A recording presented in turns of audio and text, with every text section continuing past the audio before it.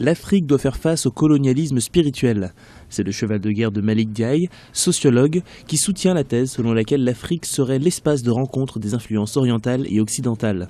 Seulement là où certains pourraient y voir une source de richesse culturelle, il y voit un risque de perte d'identité, d'où l'utilisation du terme colonialisme. Dans les deux cas, de l'Orient qui frappe à nos portes et de l'Occident qui fait la même chose, l'Afrique est un peu perdue.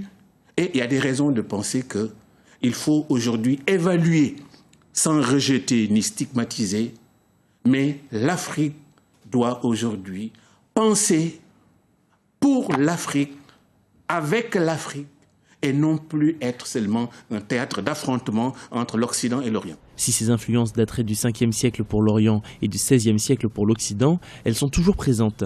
Et dans les prochaines décennies, l'Afrique pourrait voir l'arrivée d'un nouvel acteur, l'Asie.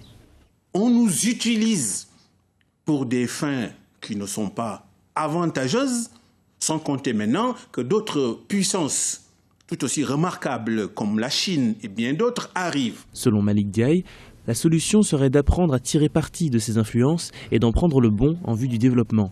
Ainsi, il s'agirait de reprendre le cogito africain, une idéologie où l'Afrique pense, construit et prévoit pour l'Afrique.